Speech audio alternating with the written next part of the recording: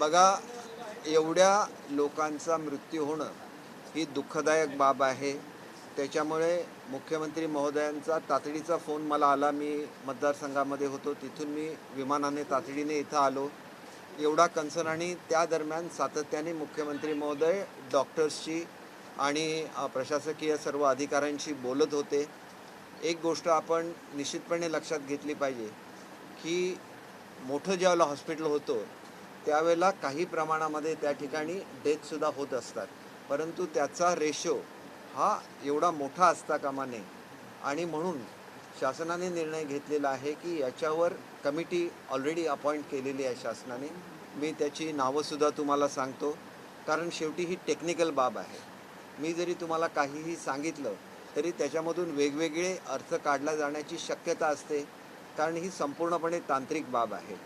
मी आता सगळी माहिती घेतली. मी डिटेलमध्ये आपले आयुक्त असतील, कलेक्टर असतील, डीन असतील, सिव्हिल सर्जन असतील, त्यांचे असिस्टंट असतील, सर्वांची चर्चा केली आणि त्याच्यामधून अशी माहिती घेण्याचा प्रयत्न केला की नॉर्मल 500 बेडचं जे हॉस्पिटल असतं त्याच्यामध्ये क्रिटिकल पेशंट येतच असतात, कारण पेशंट क्रिटिकल झाल्यानंतर तो ICUमध्ये पाठवला जातो, किंवा पेशंट दुसरीकडे ट्रीट करत असताना जर तिथं त्याला ट्रीटमेंटपासून यश येणार नाही असं वाटायला लागलं तर मग ज्या ठिकाणी क्रिटिकल केअर असते त्या ठिकाणी तो पेशंट पाठवला जातो. आणि म्हणूनच या ठिकाणची जी ICUची संख्या आहे ही पूर्वी 20 होती, त्याच्यावरून ती 48 करण्यात आल्यामुळे क्रिटिकल पेशंट येण्याची संख्यासुद्धा मोठ्या प्रमाणात आहे. आणि हे क्रिटिकल पेशंट कसे असतात की त्या हॉस्पिटलमध्ये जे अस्वस्थ होतात त्यांना ICUमध्ये ट्रान्सफर केलं जातं, किंवा प्रायव्हेट हॉस्पिटलमध्ये ट्रीटमेंट घेत असतात परंतु त्यांच्याकडे ह्या सुविधा नसतात, त्याच्यामुळे त्यांनासुद्धा पाठवलं जातं. त्याच्यामुळे बरेचसे पेशंट, आता मी काही वेळेला चौकशी केली, एक पेशंट तर असा आलेला होता की ज्याचा अल्सर फुटलेला होता आणि संपूर्ण शरीरामध्ये रक्त भिनलेलं होतं, म्हणजे त्याला काही ताससुद्धा तो जगण्याची शक्यता नव्हती, तरी पण 2-3 तास डॉक्टर त्यांच्यावर प्रयत्न करत होते. असे सुद्धा पेशंट आलेले आहेत. याच्यामध्ये मी प्रत्येक गोष्टीची चर्चा केली, तेवढ्यासाठी मला इथं पाठवलेलं होतं. आणि म्हणून ह्या सगळा टेक्निकल विषय असल्यामुळे याच्यावर एक कमिटी, टेक्निकल कमिटी नेमायचा निर्णय घेतलेला आहे. आणि त्याच्यामध्ये आपल्या आरोग्य चे जे आयुक्त आहेत धीरज कुमार यांच्या अध्यक्षतेखाली ही समिती असेल. त्याच्यामध्ये महापालिकेचे आयुक्त असतील बांगरसाहेब, त्याच्यानंतर जिल्हाधिकारी आपले अशोकजी श्रृंगारे असतील, किंवा संचालक डॉक्टर लाळे हे सुद्धा असतील. त्यानंतर ICUमध्ये हे डेथ ICUच्या ह्याच्यात झालेले असल्यामुळे ICUमधले महाराष्ट्रातले जे एक्सपर्ट आहेत त्याचा एक एक्सपर्ट हा ह्या कमिटीवर सदस्य म्हणून असेल. आणि जिल्हा शल्यचिकित्सक हे सुद्धा या कमिटीवर सदस्य म्हणून असतील. आणि त्याच्यामुळे या कमिटीचा जो अहवाल आहे तो लवकरात लवकर द्यायला सांगण्यात आलेला आहे. परंतु अनेक वेळेला एखादी डेथ झाल्यानंतरसुद्धा त्याच्याबद्दल काळजी घेतली जाते.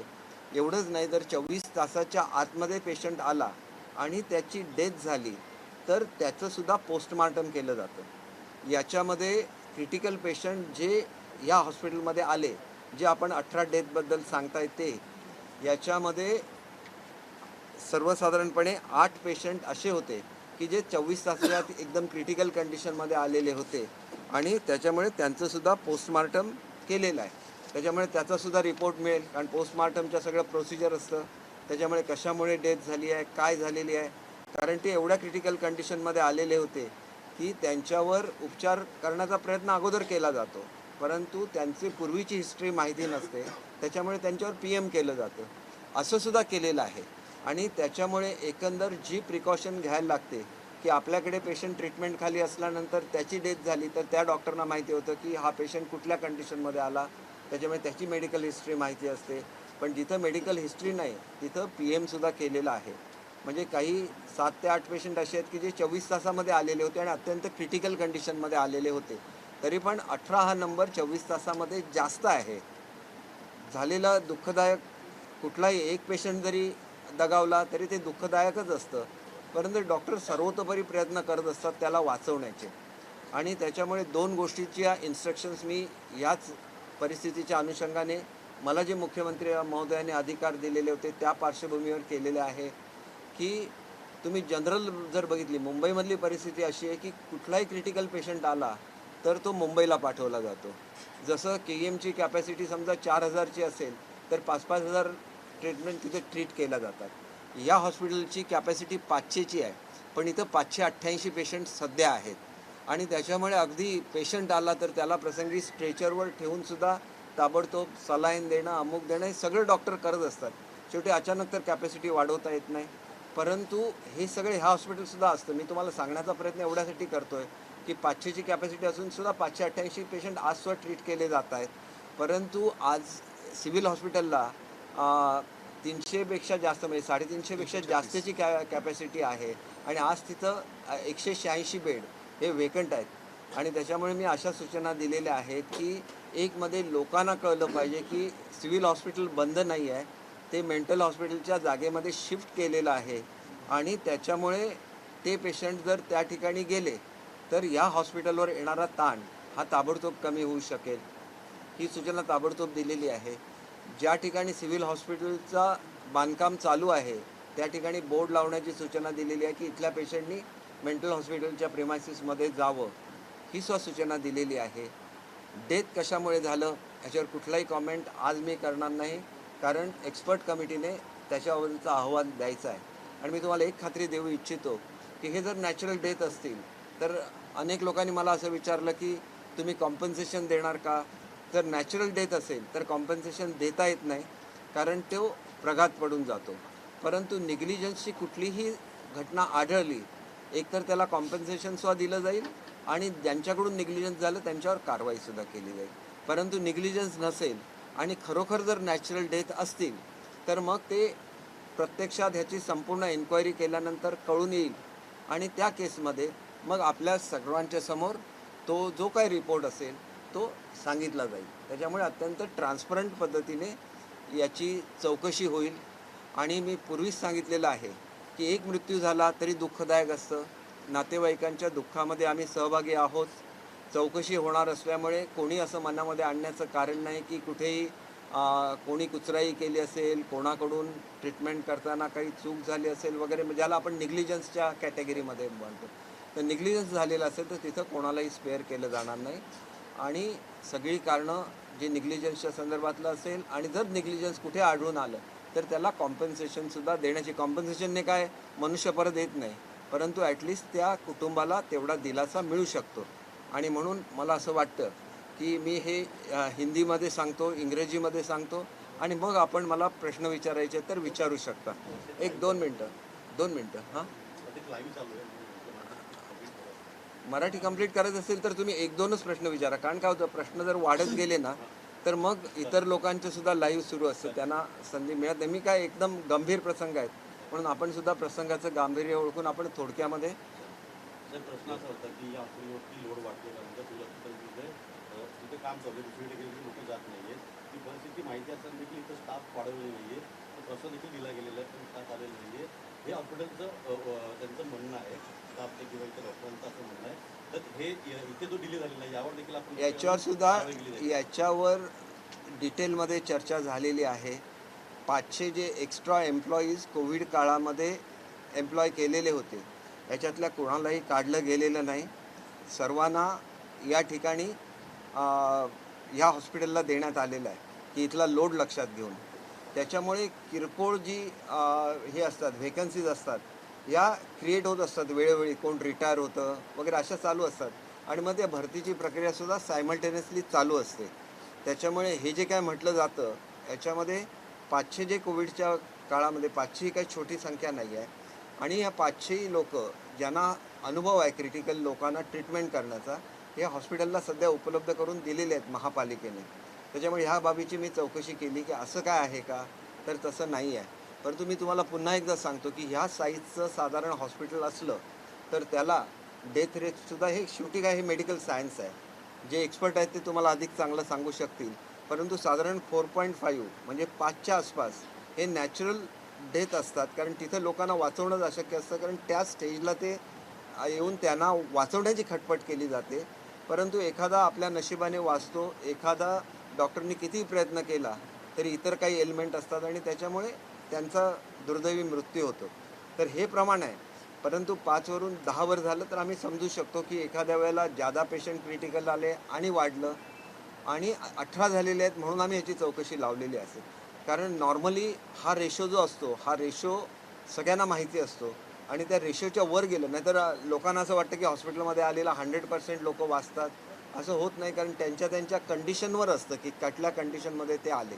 आणि म्हणून मला ह्या दृष्टीने सुद्धा एक विनंती करायची आहे की जे लोक प्रायव्हेट हॉस्पिटलमध्ये ट्रीटमेंट घेत असतील तर त्यांनी सुद्धा पेशंट एकदम क्रिटिकल झाल्यानंतर क्रिटिकल हॉस्पिटलमध्ये पाठवण्याऐवजी जर त्यातल्या त्यात चांगल्या स्टेजमध्ये पाठवला तर डॉक्टरना त्यांना वाचवण्यामध्ये अधिक यश येऊ शकेल. आणि आपण जेवढ्या प्रमाणात क्रिटिकलच्या फॅसिलिटीज वाढवतो त्याच्यामध्ये क्रिटिकलच पेशंट येत असतो. त्याच्यामुळे डेथचं प्रमाणसुद्धा वाढू शकतं. हे मी तुम्हाला मेडिकल सायन्सप्रमाणे सांगतो आहे. ह्याचं कोण समर्थन म्हणून सांगत नाही. उद्या 20 वरून 48 वर गेली, 48 वरून समजा 70 केली तर 70 क्रिटिकल पेशंट त्या ठिकाणी ट्रीट होत असणार. म्हणजे जे एकदम मृत्यूच्या दारात गेलेले आहेत तर त्या मृत्यूच्या दारात गेलेल्या पेशंटना परत आणायला लागतं. आणि म्हणून ह्याच्यामध्ये सुद्धा जे पेशंटची डेथ झालेली आहे ते क्रिटिकल अवस्थेमध्ये इथं दाखल झालेले आहेत. आणि मी त्याच्यामध्ये ही सुद्धा काढायला सांगितलेलं आहे की किती काळ ते दुसऱ्या हॉस्पिटलमध्ये ट्रीटमेंट घेत होते आणि नंतर तुमच्याकडे आले ही सुद्धा माहिती काढा. जेणेकरून थोडीशी जागृती आपण इतर ठिकाणी सुद्धा केली पाहिजे की एकदम क्रिटिकल कंडिशन होईपर्यंत तुम्ही थांबू नका. एक्सपर्ट डॉक्टर इथं असतात कारण मेडिकल कॉलेज आहे तर तुम्ही अगोदर पाठवा. ह्यासुद्धा काही गोष्टी आपण कारण एकदा प्रसंग होऊन गेल्यानंतर पुन्हा हे होऊ नये आणि लोकांमध्ये सुद्धा त्या संदर्भात कुठलीही चुकीची माहिती पसरू नये म्हणून मी ह्या सूचना दिलेल्या आहेत. मला आता आणि एकच प्रश्न सांगा मग मला मी आपल्याला सांगितलेलं आहे की याच्यावर एन्क्वायरी कमिटी नेमलेली आहे. याचा लवकरात लवकर त्यांना जो अहवाल आहे तो सादर करायला सांगितलेला आहे. आणि इथं जर कुठलाही निग्लिजन्स आढळला तर ज्या पेशंटच्या संदर्भात निग्लिजन्स आढळला त्याच पेशंटना कॉम्पेन्सेशन देण्यात येईल. कारण जनरल नॅचरल डेथला कॉम्पेन्सेशन दिलं जात नाही कारण तो नॅचरल डेथ ह्या होत असतात. त्याच्यामुळे नॅचरल डेथच्या संदर्भात आपण काय होतो एखादा मोठा ॲक्सिडेंट झाला तर तिथं मदत जाहीर करतो. इथं रेग्युलर जी संख्या असते 4.5ची जी ॲव्हरेज असते त्याच्याऐवजी 18 झालेले आहेत. आणि म्हणून 18 झाल्यामुळे मुख्यमंत्री साहेबांनी सुद्धा ताबडतोब अहवाल मागवला. ताबडतोब मला सांगितलं ही कमिटी स्थापन करण्याच्या संदर्भात ते सेक्रेटरींना बोलले म्हैसकर साहेबांशी. आणि नंतर ही कमिटीसुद्धा बघा तुम्ही काही तासांमध्ये म्हणजे 2-4 तासामध्ये ही कमिटी नेमली गेलेली आहे. आणि कमिटीसुद्धा उद्या सकाळपासून त्यांचं काम सुरू करेल. कारण एक्सपर्ट जे 2 दिलेले आहेत नावं त्याच्यापैकी एक नाव कुठलं घ्यायचं याच्या संदर्भात एकमत करून ते आम्हाला नाव देतील. कारण शेवटी तो एक्सपर्ट असेल तरच ते सांगू शकतील कारण ICUच्या संदर्भातली ही हे आहे. म्हणून प्रश्न माझा की आता हे झालेली घटना आहे पुढे घटना होऊ नये म्हणून या हॉस्पिटलचा लोड वाढतोय या पार्श्वभूमीवरती जर कोविड काळामध्ये एक्स्ट्रा हॉस्पिटल तयार केली गेली होती किंवा हॉस्पिटलची संख्या वाढवली गेली होती. मी मगाशीच आपल्याला सांगितलं की आता इथं 66 पेशंट जास्त आहेत. परंतु त्याच वेळेला सिव्हिल हॉस्पिटल ज्या ठिकाणी शिफ्ट केलं आहे तिथं 186 बेड मोकळे आहेत. तर मी ताबडतोब सूचना दिलेली आहे की त्या ठिकाणी एकतर तुम्ही आल्यानंतर पेशंट शिफ्ट करा आणि ह्या जे बोर्ड आहेत हे सगळीकडे लावा की जेणेकरून लोकांना कल्पना येईल की या ठिकाणची कॅपॅसिटी पूर्ण झालेली आहे त्याच्यामुळे आपल्याला सिव्हिल हॉस्पिटलमध्ये ॲडमिट व्हायला लागेल.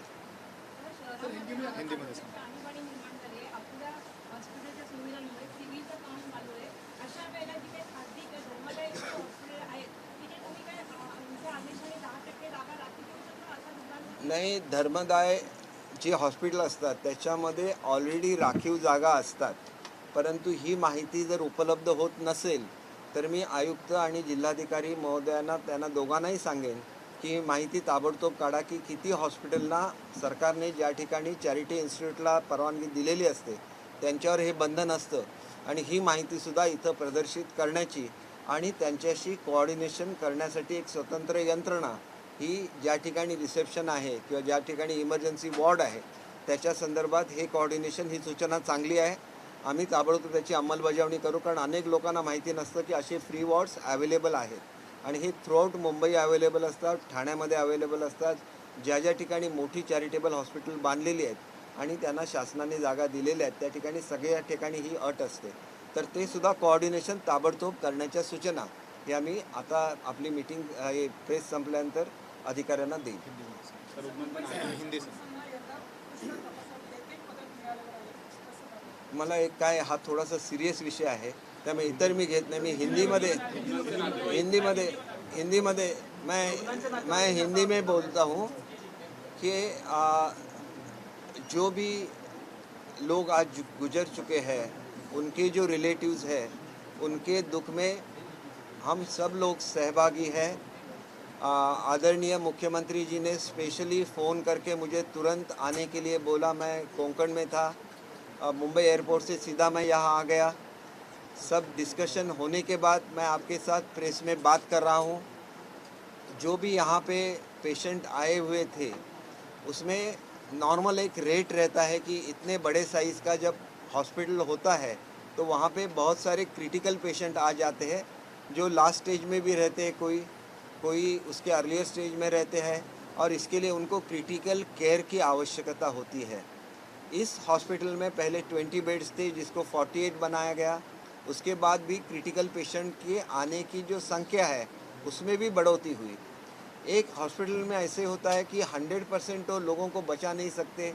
ज़्यादा से ज़्यादा डॉक्टर कोशिश करते हैं कि जान को बचाने के लिए 100% कोशिश डॉक्टर करते हैं, लेकिन पेशेंट के कंडीशन पे वो डिपेंड करता है, वो कैसे रिस्पॉन्ड करता है, उसका शरीर कैसे रिस्पॉन्ड करता है, उस पर भी वो डिपेंड रहता है.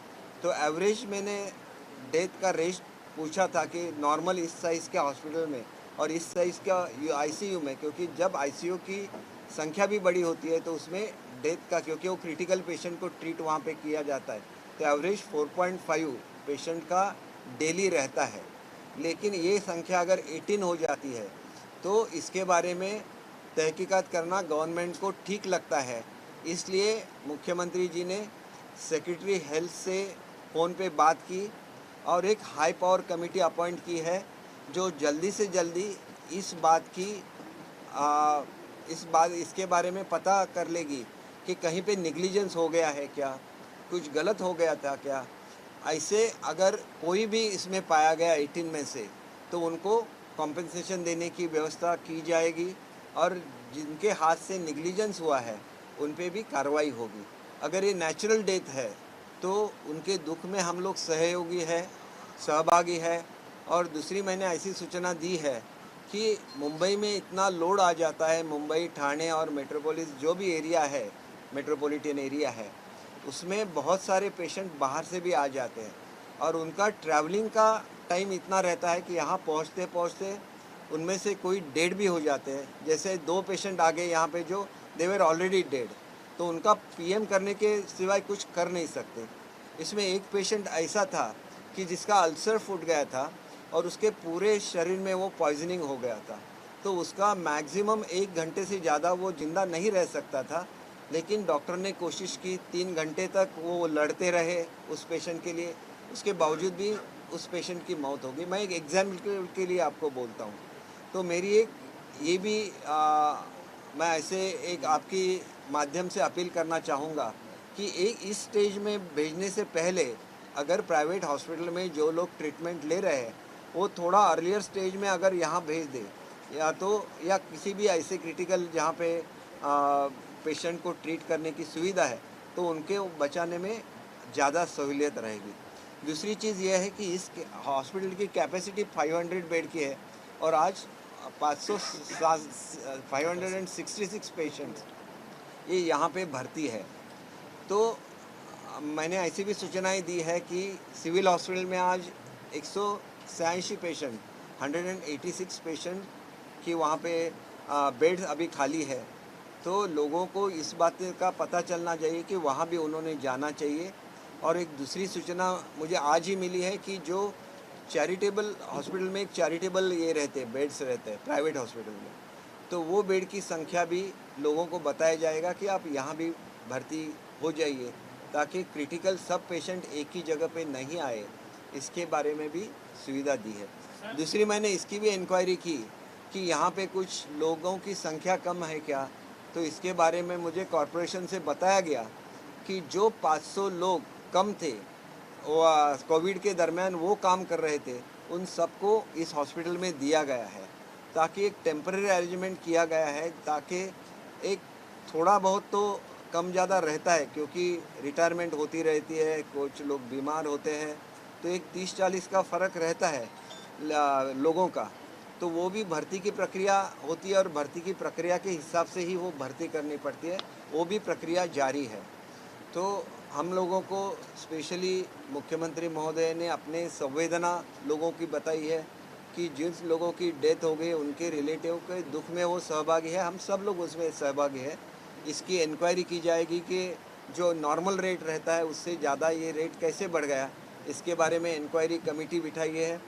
जो कमिश्नर हेल्थ सर्विसेज है वो उसके चेयरमैन हैं और उसमें सब हाई लेवल के ऑफिसर हैं, जैसे कॉरपोरेशन के कमिश्नर है, कलेक्टर है, फिर डायरेक्टर हेल्थ सर्विसेज के हैं, आईसीयू के एक्सपर्ट्स हैं। वो सब लोग मिलके इस बात का पता करेंगे कि इसमें निग्लिजेंस हुआ क्या, या तो ये नेचुरल डेथ है तो भी और कुछ सुविधा बढ़ाने की आवश्यकता है, तो उसके बारे में भी रिपोर्ट इस कमेटी से। कॉम्पेंसेशन के बारे में ये है कि अगर नेचुरल डेथ नहीं होगी तो उसके बारे में कॉम्पेंसेशन दिया जाएगा, क्योंकि नेचुरल डेथ में कॉम्पेंसेशन नहीं दिया जाता, उसमें एक डिफरेंट ये हो जाता है। कल हर कोई आदमी कॉम्पेंसेशन के लिए आ सकता है, तो गवर्नमेंट को डिसीजन लेते समय ऐसे ही डिसीजन लेना पड़ता है कि अगर बहुत बड़ा एक्सीडेंट हो गया तो उसी केस में कॉम्पेंसेशन गवर्नमेंट डिक्लेयर करती है, या तो नेचुरल डेथ नहीं हुई, एक्सीडेंटल डेथ हुई, या तो कोई दुर्घटना हुई और कोई घर गिर गया, उसमें कोई आदमी मर गया, तो इन केस में तुरंत ही मुख्यमंत्री महोदय डिक्लेयर करते हैं। लेकिन इसमें अभी पता चलना है कि ये सब नेचुरल डेथ है, इसके लिए कमेटी बिठाई है। कमेटी का जैसे ही रिपोर्ट आता है तो उस पर तुरंत एक्शन लिया जाए। दो दिन पहले ही सरकारी प्रवाड़ यहाँ पहुंचे हुए थे, उन्होंने आरोप लगाया था महानगर पालिका के आयुक्त को अब तक उस पर कर्मचारियों के लिए कमजोर नर्सों डॉक्टरों इसकी भर्ती नहीं की गई है। आयुक्त के पास अब तक पहले उसको कोई अब तक पिछले 2 आठवड्यापासून इंटरव्ह्यू चालू आहेत आपले आणि लोक पण घेतलेले भेजा, लेकिन अब तक उस पर देखिए, एक प्रक्रिया रहती है कि डॉक्टर्स की इंटरव्यू, अगर आज यहाँ पे हमारे कमिश्नर साहब भी है, उन्होंने वॉक इन इंटरव्यू भी लिए हैं या और ये प्रश्नाचं प्रक्रिया या प्रश्नाचं उत्तर मी देतो. हाँ, ये सवाल, हाँ, ये जो वैकेंसी का जो मुद्दा है इसमें पिछले एक तो 500 का मैं जवाब ऑलरेडी दे चुका हूँ कि 500 तो हमने स्टाफ लिया है, but that is a Covid staff, और कोविड हमने यहाँ पे एडिशनल स्टाफ अवेलेबल करके लिया है. हमारे इंटरव्यू भी पिछले 2 हफ्तों से चल रहे हैं. जैसे नर्सेस का मैंने एग्जांपल लिया कि 40 नर्सेस हमने ली थी पिछले 2 महीने पहले, और अभी 20 वैकेंसी है. 20 का भी हमने इंटरव्यू का प्रोसेस किया है, इंटरव्यू हो जाएंगे, बट 40 ऑलरेडी भर चुके हैं. पिछले 2 हफ्तों से हमारे बाकी पोस्ट के भी इंटरव्यू चल रहे हैं. So recruitment is a continuous process. Recruitment हम एडिशनल कैपेसिटी की भी कर रहे हैं. मतलब अगर हमें किसी गवर्नमेंट हॉस्पिटल में कभी भी ऑक्यूपेंसी 100% से ज़्यादा रहती है, बिकॉज कई बार हमने 500 का 600 किया तो कैपेसिटी होगी कि 600 भी भर जाएंगे, 700 किया तो 700 भी भर जाएंगे. इस तरह से पेशेंट का इन्फ्लक्स होता है. सो रिक्रूटमेंट करते समय हम सिर्फ 100 की नहीं, 110%, 120% करने का हमारा प्रयास रहता है, सो दैट जो एडिशनल कैपेसिटी उसको भी हम अच्छी तरह से सेवा दे सके. So process is ongoing. जरा एक मिनिट. जिल्ह्यात आहे ना हॉस्पिटल काय मॅडम 2% ॲड कर. मला मी तो वेगळा मुद्दा. थोडंसं मी आपल्याला एक विनंती करतो की माझी मुलाखत संपल्यानंतर आपल्याला कोणालाही जर आयुक्तांना काही माहिती विचारायची असेल आपण विचारू शकता. कारण असं आहे की काही महत्त्वाचे विषय आहेत जे जनतेपर्यंत पोचणं आवश्यक आहे, आणि असं ज्यावेळेला नॅशनल प्रेसमध्ये सुद्धा बातमी येते त्यावेळेला हिंदीमध्ये जसं मी बोललो तसं इंग्रजीमध्ये सुद्धा मला ब्रीफ केलं पाहिजे. Because of this incidence 18 the incidents which is talked about, because 18 deaths have happened in the last 24 hours. Usually I was told by Honorable CM to rush to Thane immediately, and from the airport I am directly coming here. I had a detailed discussion with all the authorities, and it is found that 18 deaths were there. They were from different areas, and the cause of the death was also different. So the possibility of any epidemic in this area is ruled out. That is number one. Number two is I asked a question to the dean and other people, what is the normal ratio of this size of hospital, which is 4.5 patients per day. That is because when the critical care facility is available, patients are admitted at the last stage of their ailment, and that's why it becomes a little difficult and doctors try their best to save that person. In spite of that, there is a natural phenomena about any hospital in the world or maybe in India that around 4.5% of this size of hospital. But if it goes beyond that, then it is a matter of concern. That's why Honorable Chief Minister spoke to the Secretary Health Department, and they have appointed a high power committee to probe into the matter, and if they are natural deaths, then also what additionally could be done so that those people could also be saved. But beyond a certain point, if the illness goes beyond control, then it depends whether he could recover, depending on the patient, his resisting power also. So I am not a technical person to answer every question. So the committee will go into detail, because the number of death is more than the normal. It would be properly investigated, and if some negligence is found, those people will be punished, and also compensation would be given to those people who have died because of negligence. But with primary investigation that is done, no such cause was found in the primary investigation, but detailed investigation would be done by a high power committee. So we are with the families, our sympathies are with the family. Second thing that I have instructed is that there are vacant beds in the civil hospital which is recently shifted to the mental hospital.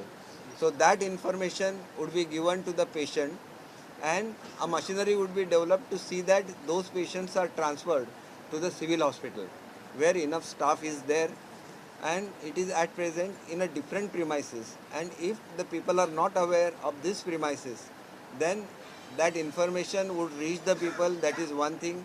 Second thing is how many charitable beds are available in the private hospitals whom the government has allotted the land for those hospitals. That information also will be made available here, because the number of patients coming to this hospital is much bigger than the capacity of the hospital. At present, this is a 500 bed hospital and 566 patients are there. But that is the condition in almost all the hospitals in Mumbai, because the inflow in Mumbai from outside the state and inside the state also is much greater than the capacities of the hospitals. But doctors are trying to do the best to see that every patient is treated. So whether they were natural death or not, this will be found after the final investigation is done, and a proper action would be taken if at all it is found that it was negligence. But in the primary investigation, it was found that the patients were admitted from various private hospitals in a very critical condition. Two of the patients who have reached the hospital were already dead. So in case of 8 patients who died within 24 hours, post-mortem has taken place.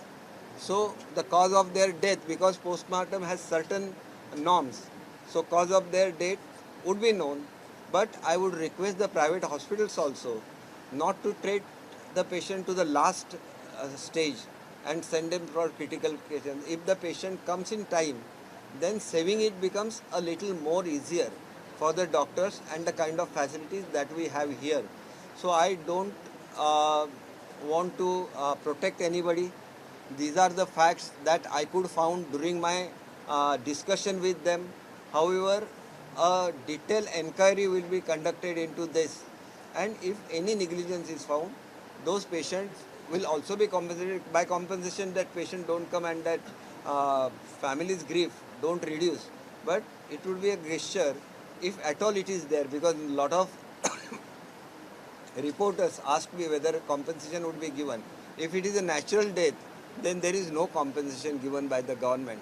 So it would be found out if it is natural death, because one patient, I inquired about him, he came with such a ailment that already the blood was gone to all parts of his body and it was poisoned, and he could not have lived more than 1 hour. But doctor tried to save him 3-4 hours. They were fighting for that patient. That is also part of these 18 patients. So I asked them whether with ulcer can a patient die.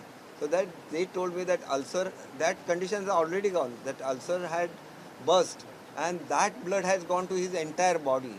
So these kind of patient, if they are sent to this hospital, then even the doctor who sends him is also aware that this patient cannot be saved.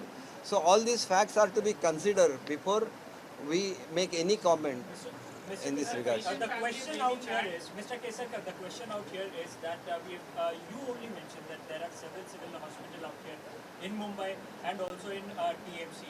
Are we in fact planning to increase the number of hospitals and the medical facilities out here in these metro cities? Because this is not new, as you mentioned, because it is happening in KEM, it is happening in Sion Hospital, it has in fact very badly hit out here in Thane Municipal Corporation. So do we have any kind of plans to come up with new hospitals? You will have to understand one thing, that expansion of JJ is going on at present also. It is a multi-speciality hospital building, but due to some technical problems with the contractor, that work was held up. Now it is going to restart, and I have almost visited, I am Guardian Minister of Mumbai as well, so I have visited almost all the municipal hospitals where such medical colleges are there. And what could be done about the increasing number of patients who are coming from all over India to Mumbai with the expectation that they will be treated. That number is increasing day by day, and that's why I feel that we must have an honorable CM and Deputy CM and all our colleagues are constantly working on it. How it could be, it cannot be suddenly increased because the number of buildings, those are available, and it takes some time to increase the height also. Many of the hospitals, especially in Mumbai, are in heritage buildings. So, whereas I have mentioned about this JJ hospital, in similar fashion, the civil hospital of Thane is being expanded. So that process takes a little time because the new building is being constructed in Thane, and that's why once that building is complete, naturally the Thane's capacity would be increased, and similar exercise is being done in Mumbai also. In the meantime, I have told them that the charitable hospital, how many beds are available, that day-to-day report should be taken and that should go to the patients. Thank you very much.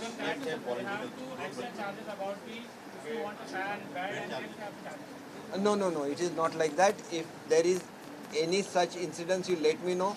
A proper action would be taken against them. Political Aditya Thackeray म्हटले की मुंबईत खड्डे पडणार आहे, सरकारने बोलले सरकार साफ खोटे बोलले, मुंबईत खड्डे पडले. एक गोष्ट अशी आहे की रस्त्यांचं कॉन्क्रिटिंग करायला 2 वर्ष लागतील, हे CM साहेबांनी सांगितलेलं आहे. रस्ते खड्डेमुक्त करणं हा एक प्रोग्राम आहे ज्याच्यासाठी पैसे मंजूर केले. तुम्हाला करता आले असते तर तुम्ही पूर्वीच केले असते, परंतु त्यांनी केले नाही. करत असताना त्याला जो कमीत कमी वेळ लागतो तेवढा अवधी तर मिळालाच पाहिजे. आणि असं असताना सुद्धा यावेळेला पहिल्यांदाच तुम्ही बघितलं की एवढ्या प्रचंड प्रमाणात पाऊस होऊन सुद्धा मुंबईमध्ये रस्तेवर पाणी तुंबलं नाही. याचं मुख्य कारण सर्व ठिकाणी पंप इन्स्टॉल केलेले होते. मुंबईला मोठ्या प्रमाणात सर्व ठिकाणी पंप इन्स्टॉल केलेले होते आणि त्याच्यामधून हे पाणी बाहेर फेकलं जात होतं आणि या फ्लडवर कंट्रोल आणला जात होता. काही ठिकाणी आपण बघितलेलं असेल की 2 किंवा 3 फूट पाणी साठलं की त्याच्यानंतरच पंप सुरू करता येतात, कारण ते हाय प्रेशरचे पंप असतात. त्याच्यापेक्षा कमी पाण्याला ते चालू शकत नाही. कुठे एखादं पाणी आलेलं असेल तर ताबडतोब ते पाणी जाण्याची सुद्धा जेवढ्या मुंबईमध्ये स्पॉट आहे, जेवढ्या ठिकाणी पाणी साचत होतं, प्रत्येक ठिकाणी हे पंप इन्स्टॉल केलेले आहेत. प्रसंगी ते पंप भाड्याने सुद्धा घेतलेले आहेत. ज्या ठिकाणी नवीन पंपिंग स्टेशन बसवण्याची कामं सुरू आहेत त्याच्यामध्ये काही जागांच्या संदर्भात कोर्ट केसेस चालू आहेत. त्यासुद्धा लवकरात लवकर सॉल्व करून परमनंट पंपसुद्धा भरले जाणार आहेत. परंतु हे पूर्वी मुंबईमध्ये का गेलं नाही, याचं सुद्धा उत्तर त्यांनी मुंबईच्या जनतेला देणं आवश्यक होतं. तुम्ही सुद्धा हे पंप भाड्याने घेऊ शकला असता, पण तुम्ही घेतले नाहीत. या सरकारला लोकांची काळजी होती म्हणून त्यांनी ते घेतले. आणि एवढं नाही की परमनंट अशी व्यवस्था केली जाईल की अशा तऱ्हेने मुंबईमध्ये कमीत कमी फ्लडिंग, कारण मुंबईचं फ्लडिंग हे मोस्टली भरती आणि ओहोटीवर अवलंबून असतं आणि त्याच्यामुळे जी पर्यायी व्यवस्था करण्यात आलेली आहे त्याच्या माध्यमातून यंदा चांगल्यापैकी कंट्रोल मुंबईमध्ये केला गेला. आणि दुसरी एक गोष्ट लक्षात घेतली पाहिजे की पाणी साचलं की पाणी आणि डांबर त्याचं कधीही कॉम्बिनेशन जुळत नाही आणि त्याच्यामुळे कॉन्क्रीटचा रस्ते करण्याचा निर्णय अतिशय योग्य आहे. आणि एकदा सगळे रस्ते कॉन्क्रीटचे झाले की मुंबई खड्डेमुक्त होईल.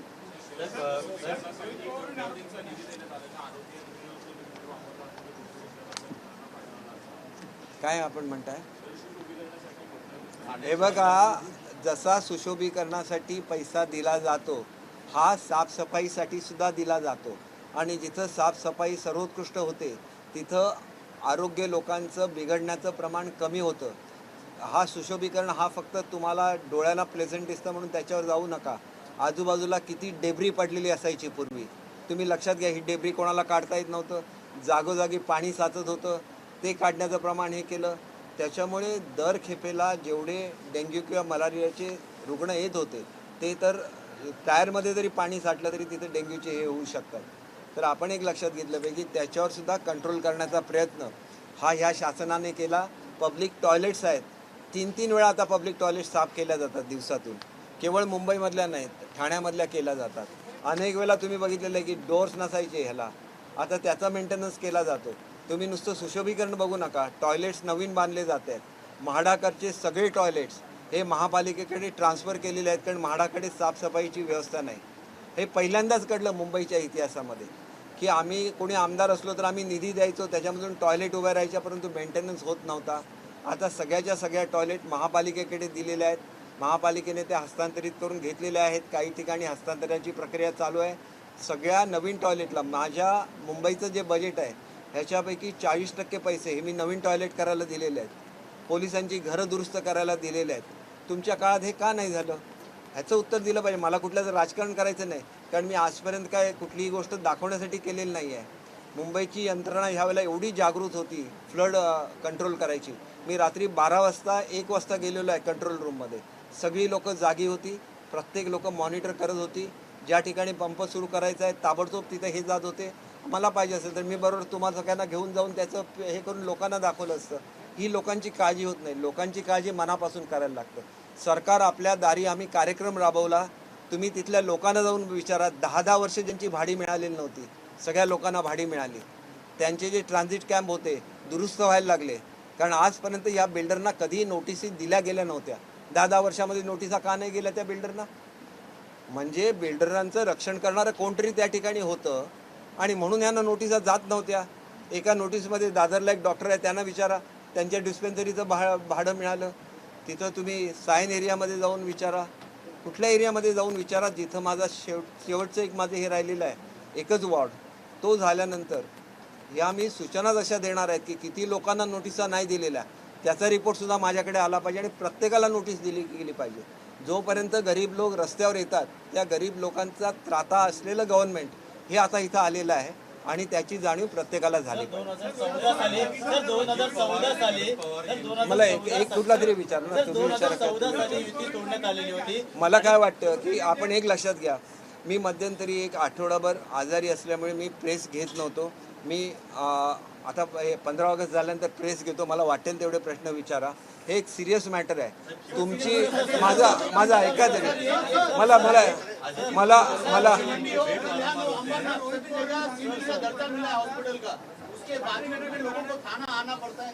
कहीं न कहीं वहाँ के जो हॉस्पिटल है उसमें कमियां हैं जिसके कारण लोगों को यहाँ आना पड़ रहा है. आप एक चीज़ देखिए कि एक मैं आपको जनरल बोलता हूँ. सबसे ज़्यादा समस्या क्या होती है? Availability of the doctors. इस सरकार ने नए 10 से ज़्यादा मेडिकल कॉलेज को परमिशन दी है.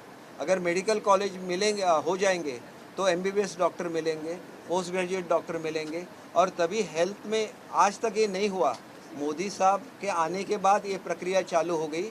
बड़े पैमाने पे मेडिकल कॉलेजेस को परमिशन दी गई। और जब मेडिकल कॉलेज, क्योंकि डॉक्टर्स की व्यवस्था अचानक से नहीं हो सकती, उसके लिए मेडिकल कॉलेज की संख्या बढ़ानी चाहिए और वो प्रक्रिया चालू होने की वजह से आज डॉक्टर्स अवेलेबल हो रहे हैं। और डॉक्टर्स को भी जो MBBS होते हैं उनको भी रूरल एरिया में भेजा जाता है हमारी गवर्नमेंट की तरफ से, ताकि रूरल एरिया में, जैसे आप बोल रहे हैं कि वहाँ पे कमी रहती है डॉक्टर्स की, वहाँ पे आज डॉक्टर्स MBBS हुए नए जो डॉक्टर रहते हैं, जो अपना उनका पीरियड रहता है इंटर्नशिप का, उस दौरान वो आज काम कर रहे हैं। और ये परिस्थिति बदल रही है और वो ये बदल रही है, इसको सबको समझ में आना चाहिए, ऐसे मुझे लगता है। आता तुम्हाला 2014 साली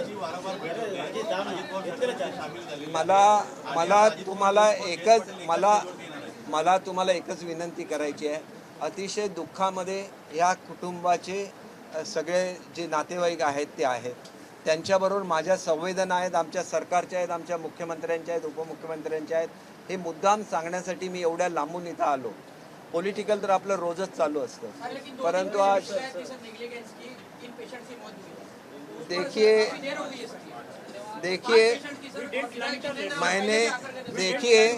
देखिए मैं ऐसे नहीं बोलता कि ये अच्छा है या बुरा है, लेकिन मैंने आपको एवरेज बताया था कि 4.5 पेशेंट की डेथ नॉर्मल होती है इस साइज़ के हॉस्पिटल में, जो एक एवरेज पूरे भारतवर्ष का है। क्योंकि क्रिटिकल पेशेंट यहाँ पे आता है। अगर जो भी ये आरोप करते हैं उनको एक लोगों में जाके ये भी बोलना चाहिए कि प्राइवेट हॉस्पिटल में ज़्यादा दिन वो नहीं रहे, जब उनकी तबीयत अच्छी नहीं हो रही है तो वो तुरंत यहाँ पे दाखिल हो। अगर लास्ट मोमेंट पे अगर आप डेथ के दरवाजे पे आ जाते हैं और पेशेंट को आके यहाँ छोड़ते हैं, कुछ पेशेंट तो ऐसे भी है जिनकी डेथ होने के बाद यहाँ पे वो लोग पहुँचते। 2 पेशेंट ऐसे पहुँचे कि जो they were already dead before they reached here. देखिए, उनका अगर आरोप है तो उसके लिए कमेटी बिठाई है। अगर उनका बोलना है कि और 2-3 लोगों के बारे में हुआ था तो उसको भी मैं इंक्लूड कर दूंगा इस जांच में। 2019 साली 2019 साली नाही, शंभूराज देसाई इथून 8 तासाच्या ट्रॅव्हलिंग डिस्टन्सवर आहेत, तिथून ते निघालेले आहेत। मला जसा मुख्यमंत्री महोदयांचा फोन आला तसा मला शंभूराजेंचा सुद्धा फोन आलेला होता आणि त्यांनी मला ताबडतोब इथं यायला सांगितलं। माझ्या तिथं ताबडतोब फ्लाईटची व्यवस्था असते, की आमच्याकडे एका तासाला फ्लाईट असतात। इथून विमान जरी मागवलं तरी त्याला सगळ्या परमिशन मिळून पोहोचेपर्यंत 2-3 तास जातात आणि त्याच्यामुळे परत येईपर्यंत 5 तास जातात। तेवढ्या वेळामध्ये ते 6-7 तासामध्ये मुंबईला पोहोचू शकतात। ते मुंबईला यायला निघालेले आहेत आणि लवकरच ते ठाण्याला पोहोचतील।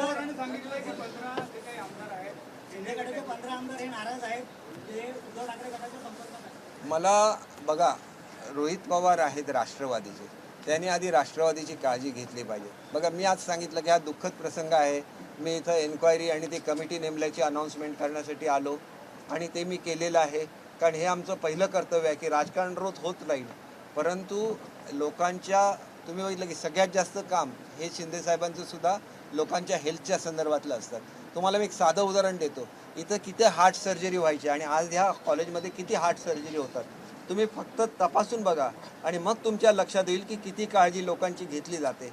दुर्दैवी प्रसंग घडतात, पण दुर्दैवी प्रसंग घडला म्हणून दिवस रात्र जे लोकांसाठी राबतात, त्यांनी अशी व्यवस्था केलेली आहे। त्यांच्यावर आज ठाण्याचं नवीन हॉस्पिटल होतं, कोणी केलं? शिंदे साहेबांनीच करतायत ना। पण ते व्हायला काही वेळ लागतो। अशा परिस्थितीमध्ये ह्या हॉस्पिटलमध्ये त्यांनी हार्टच्या पेशंटची सोय केली। हे तुम्हाला मी आज सांगितलं नसतं, नाहीतर तुम्ही म्हटलं असं की हा दुर्दैवी प्रसंग घडल्यानंतर सुद्धा तुम्ही स्वतःचं सांगत बसला। सांगायचा उद्देश नाही, तुम्ही विचारला म्हणून मी त्या प्रश्नाचं उत्तर दिलं। एबीपी माझा, उघडा डोळे बघा नीट।